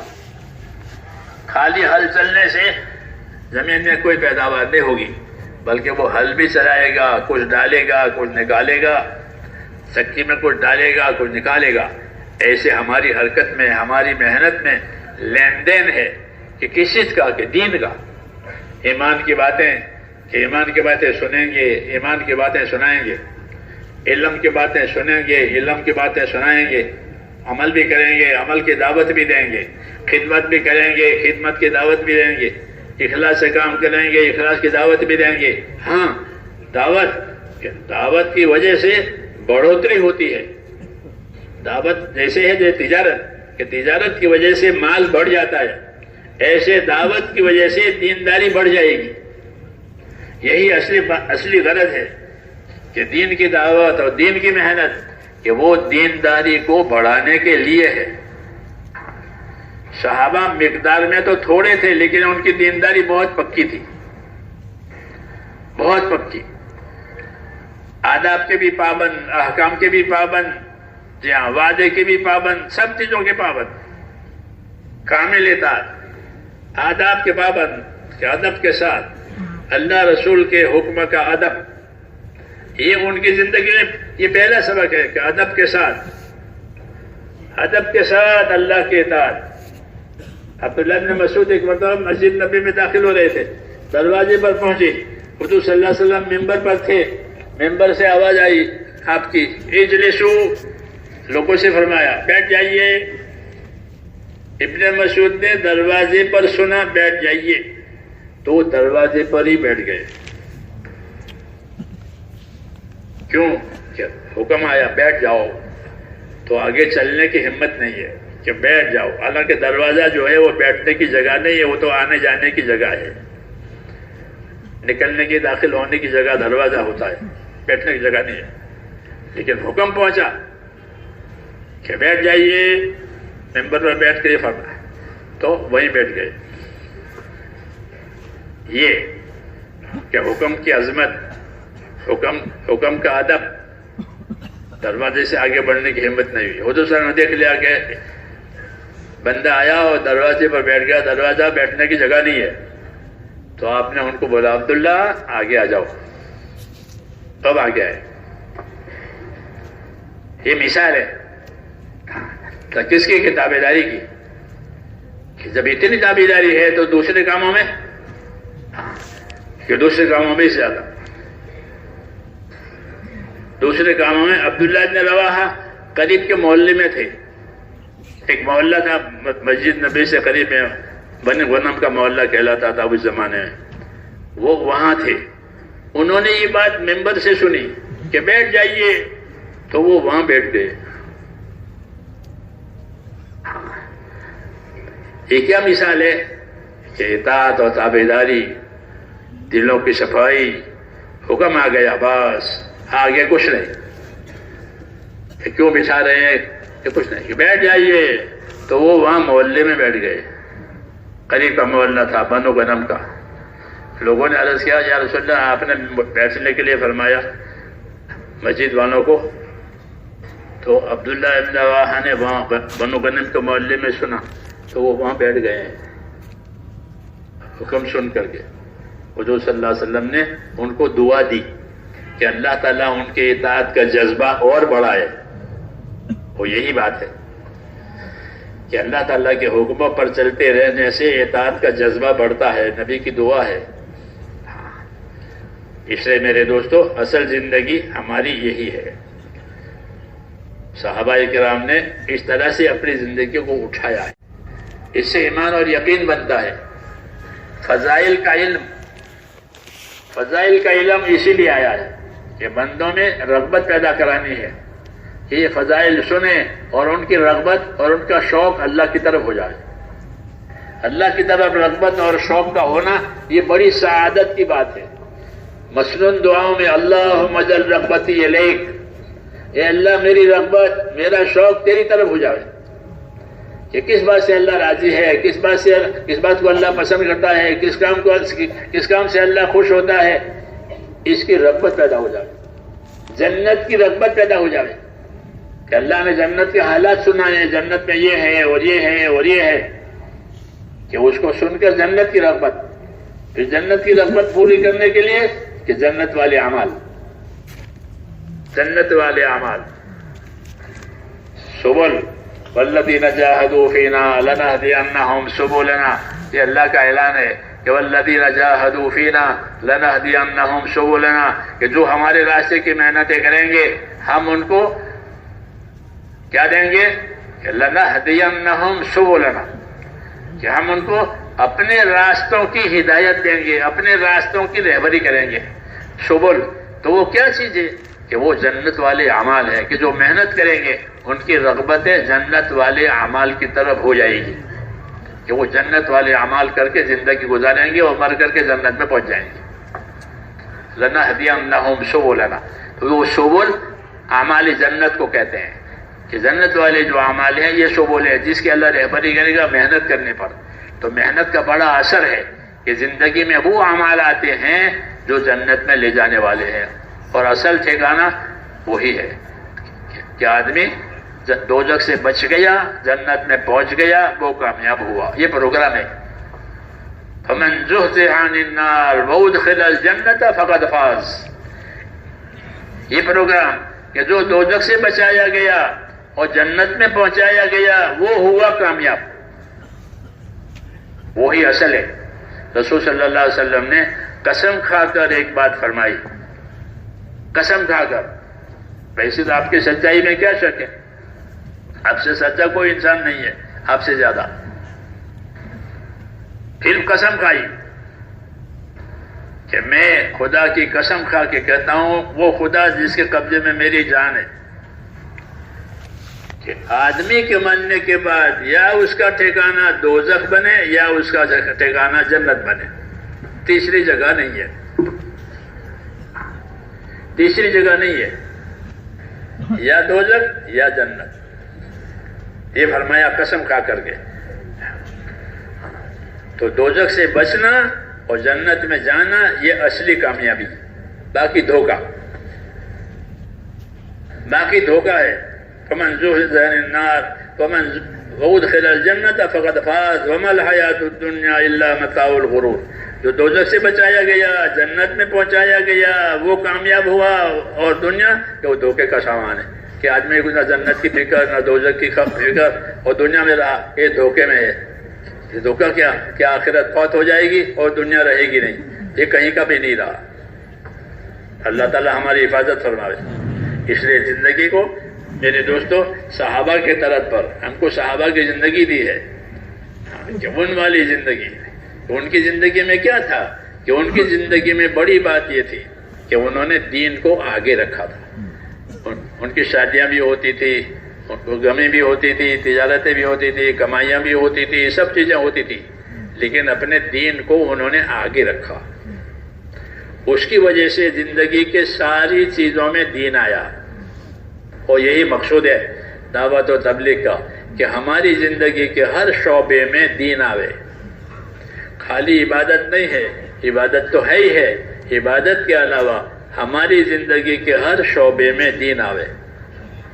مولانا محمد یوسف صاحب رحمۃ اللہ علیہ یہ بات برابر فرماتے تھے، اور میں نے بھی یہاں کئی بار عرض کیا ہے.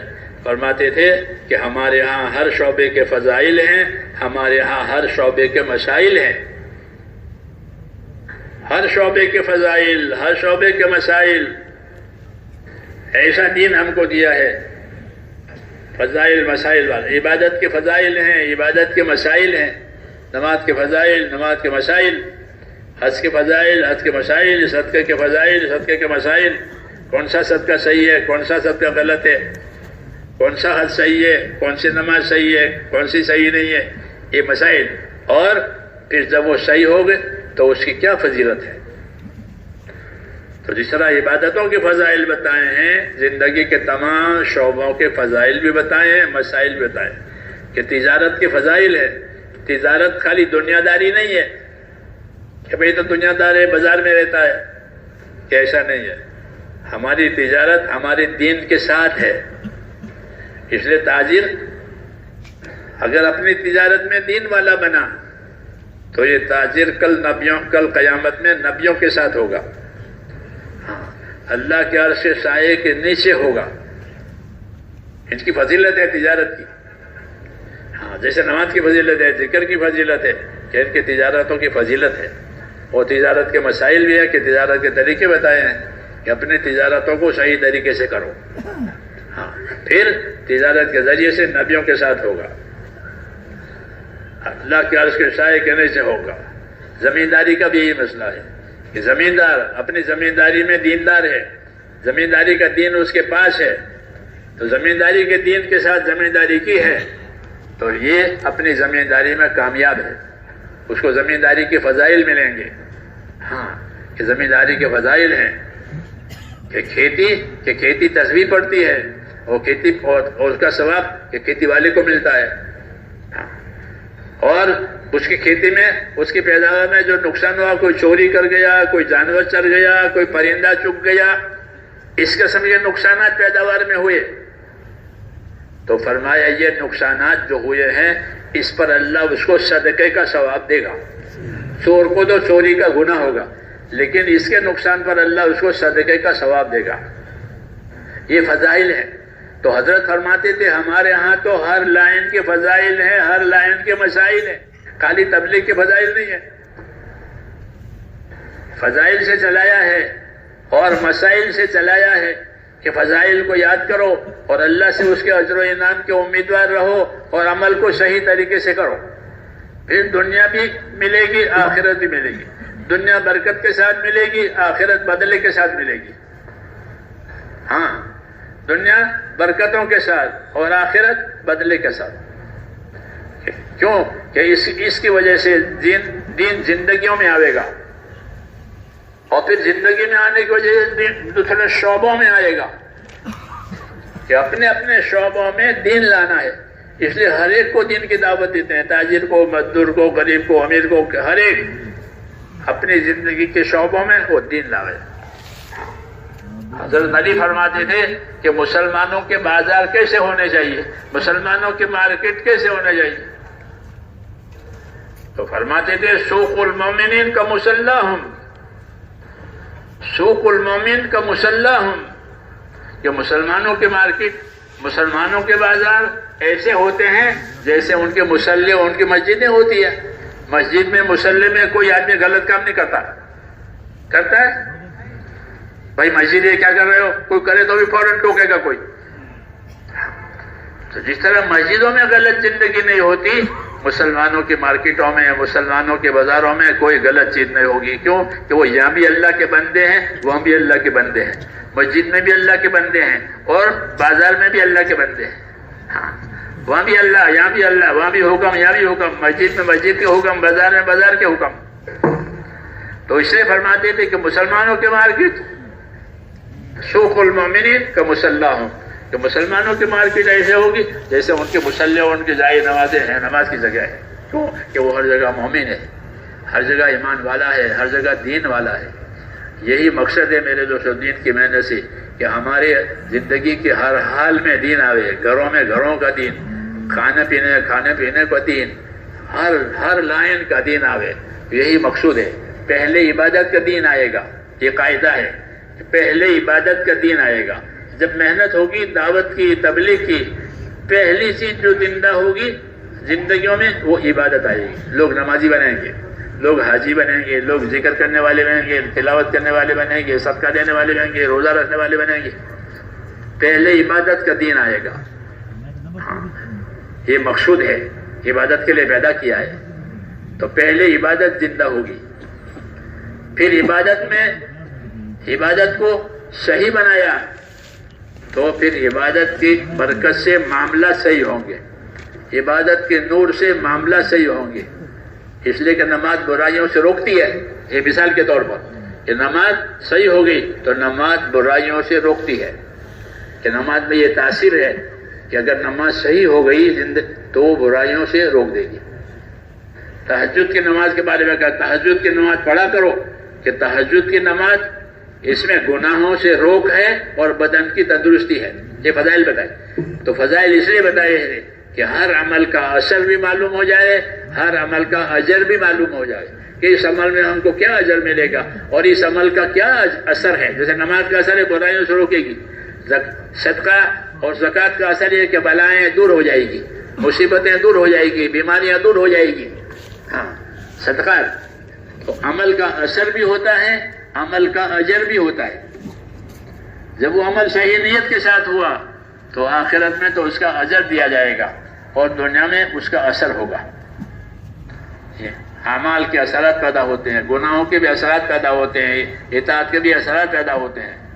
اس لیے میرے دوستو دعوت کا تقاضا ہے کہ اپنی زندگیوں کو خیر کا عادی بنایا جائے۔ حضرت عمر رضی اللہ تعالیٰ عنہ اللہ کے راستے میں جانے والوں سے خاص طور سے فرماتے تھے کہ اللہ کے راستے میں جا رہے ہو، اپنے آپ کو، اپنے ساتھیوں کو خیر کے کاموں کا عادی بناؤ۔ سمجھ میں آئی نا بات؟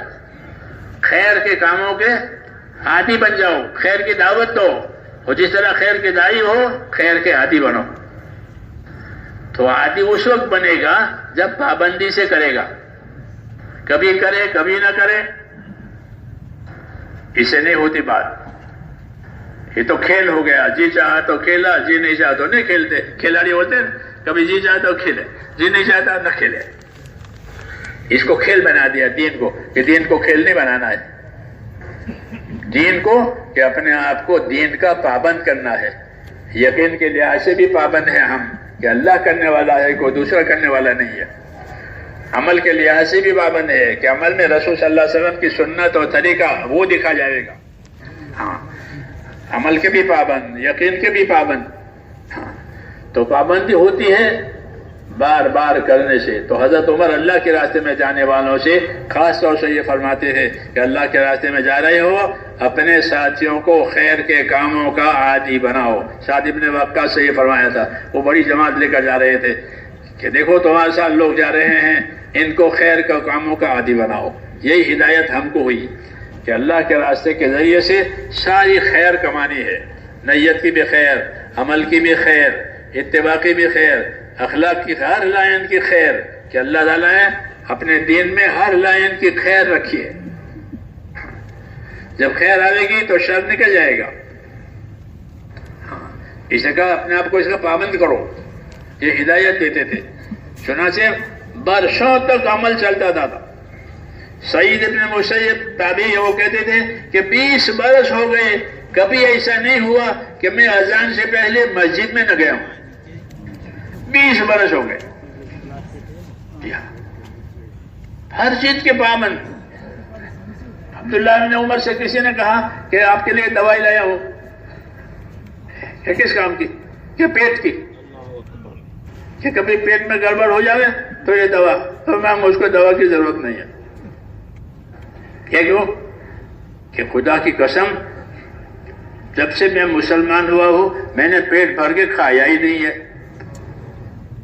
اب دوا کی کیا ضرورت ہے؟ تو عادت میں، عبادت میں، سب چیزوں میں اپنے آپ کو پابند کیا. یہی دعوت ہے، یہی دعوت ہے. اس لیے ان کو اللہ نے سچا کہا ہے. اولئک هم الصادقون، یہ سچے ہیں کہ اپنے عہد کے بھی پابند، اپنے عمل کے بھی پابند. ہاں، وہ یہی مقصود ہے میرے دوستو بہترین امت ہونے کا، کہ اپنے اندر جو خیر ہے اپنے آپ کو اس کا خیر کا پابند بنانا ہے، اور دوسروں میں خیر آوے اس کے لیے محنت کرنی ہے، اس کے لیے دعائیں مانگنی ہے کہ دنیا میں اللہ تعالیٰ وہ خیر جاری کر دے جو حضور صلی اللہ علیہ وسلم لے کر آئے ہیں. حضور صلی اللہ علیہ وسلم فرماتے تھے کہ میں دنیا اور آخرت کی خیر لے کر آیا ہوں. ہاں، اس کو مان لو، اس کو قبول کر لو، سلامت رہو گے. تو اس میں ہر لائن کی خیر ہے. ایمان یقین کی خیر ہے، اعمال کی بھی خیر ہے، اخلاق کی بھی خیر ہے، نیتوں کی بھی خیر ہے، معاشرے اور ماحول کی بھی خیر ہے. ہر لائن کی خیر حضور صلی اللہ علیہ وسلم کے ذریعے سے آئی ہے. یہ بڑی سعادت کی بات ہے. اس لیے اللہ تعالیٰ نے یہ احسان ہم پر جتایا ہے.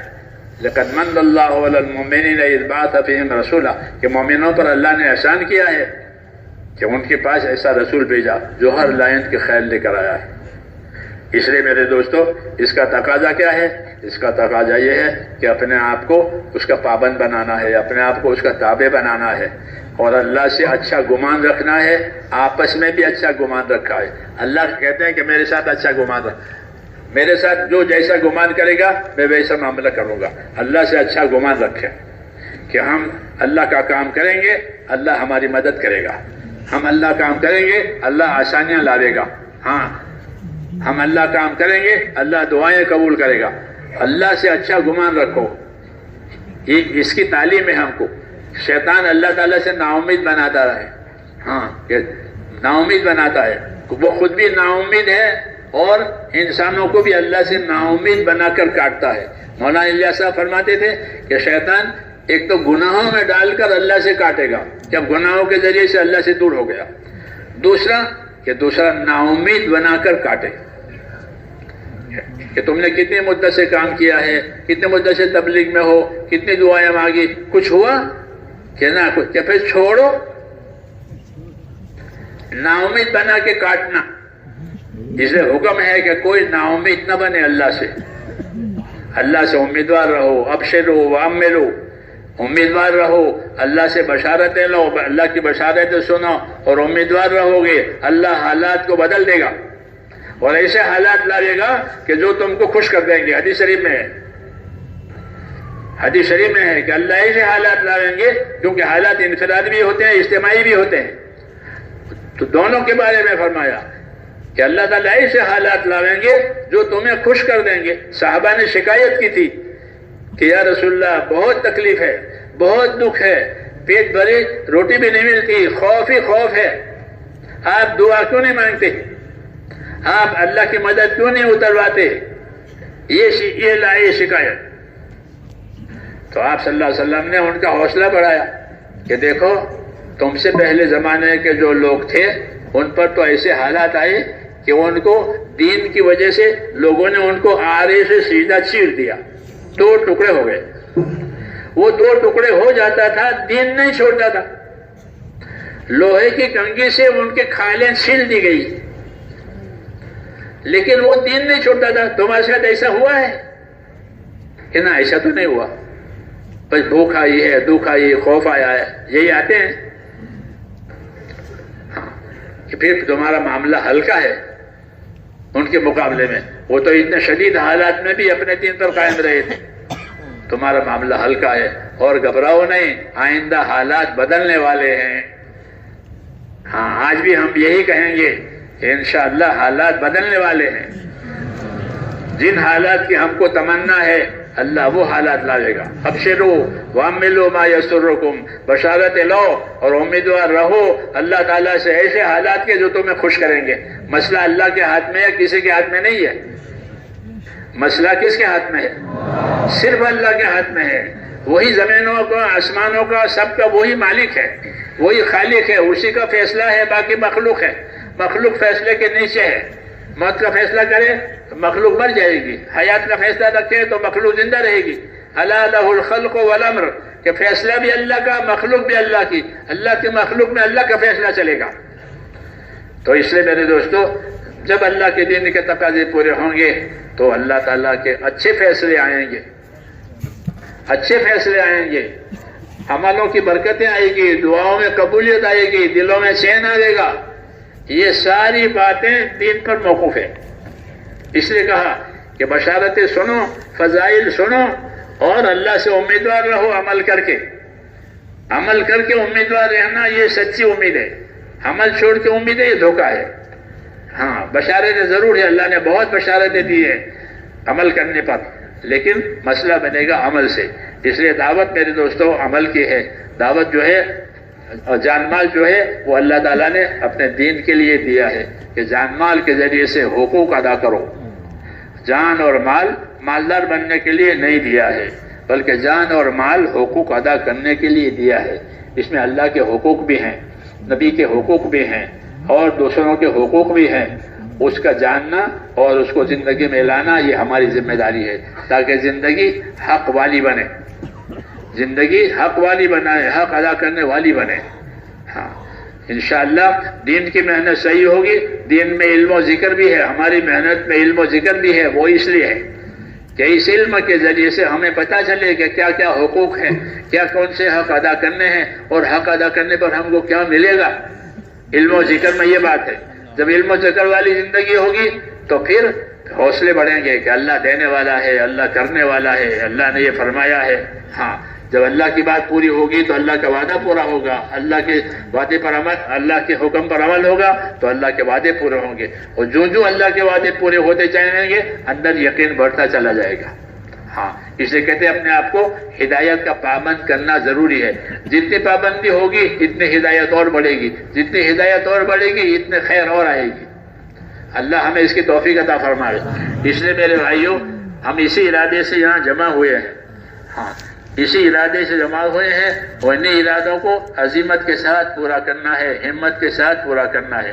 جنت کے راستے میں ناگواریاں ہیں، جہنم کے راستے میں خواہشات ہیں. یہ ترتیب ہے اللہ تعالیٰ کی کہ جنت کا راستہ لیں گے اس میں ناگواریاں، تکلیفیں، کچھ دشواریاں، کچھ رکاوٹیں پیش آئے گی، پھر وہ ہٹ جائے گی. مولانا محمد یوسف صاحب رحمۃ اللہ علیہ اپنے ارشاد میں فرماتے تھے کہ حق کی ابتدا ناگواریوں سے ہوگی. آدمی حق پر چلنا چاہے تو ابتدا میں ناگواریاں آئے گی، رکاوٹیں آئے گی، دشواریاں آئے گی، مخالفتیں آئے گی. ہر نبی کی مخالفت جناتوں نے بھی کی ہے اور انسانوں نے بھی کی ہے. اتنی مخالفتیں آئی تو حق کے راستے میں ناگواریاں آتی ہیں، رکاوٹیں، مخالفتیں. کہ حق کی ابتدا ناگواریوں سے ہوگی اور انتہا کامیابیوں سے ہوگی. آخر میں کامیابی ہی کامیابی ہے. پھر وہ رکاوٹیں ختم ہو گئی. فتح مکہ کے بعد حضور صلی اللہ علیہ وسلم کی ساری رکاوٹیں ختم ہو گئی. ہاں مسئلہ ختم ہو گئے، سارے مسائل ختم ہو گئے. تو آپ صلی اللہ علیہ وسلم نے اپنی محنت، اپنی عبادت بہت بڑھائی. یہی طریقہ ہے کہ جو ہمارے کام کے راستے کھلیں تو ہم اپنے کام کو اور بڑھاویں. یہ سنت ہے کہ جو تمہارے لیے آسانی آئے اپنے کام کو آگے بڑھاؤ اور آگے بڑھاؤ اور آگے بڑھاؤ. کیوں کہ حضور صلی اللہ علیہ وسلم پورے عالم کے لیے ہے اور یہ امت بھی پورے عالم کے لیے ہے آپ کی نیابت میں. تو یہ نبیوں کا طریقہ تھا. اس لیے میرے دوستوں یہی ترتیب ہماری ہے کہ ہم نبی صلی اللہ علیہ وسلم کی نیابت میں وہ سارے کام کریں گے. اللہ ہمیں اس کی توفیق عطا فرماوے۔ اس کے لیے میرے بھائیوں ارادے بھی کریں، اپنے ارادے کو ظاہر بھی کریں اور اپنے ذمے تقاضے لے کر کے دنیا میں ان تقاضوں کے پورا کریں، تاکہ حق تعالیٰ شان ہو عمومی محنت کے ذریعے سے عمومی مدد لائے گا۔ جب خصوصی محنت ہوگی، خصوصی ذمہ ہوگی تو خصوصی مدد آئے گی، عمومی محنت ہوگی، عمومی قربانیاں ہوگی تو اللہ تعالیٰ عمومی مددیں لائے گا۔ تو اس کے لیے تیار ہیں؟ اب جو جو تقاضے آپ کے سامنے پیش کیے جائیں گے انشاءاللہ آپ اس کو پورا کریں گے۔ اللہ تعالیٰ آپ کی قربانیوں کو قبول فرماوے، اللہ آپ کو آگے بڑھاوے، پورے عالم میں خیر کا ذریعہ بناوے۔ جی اب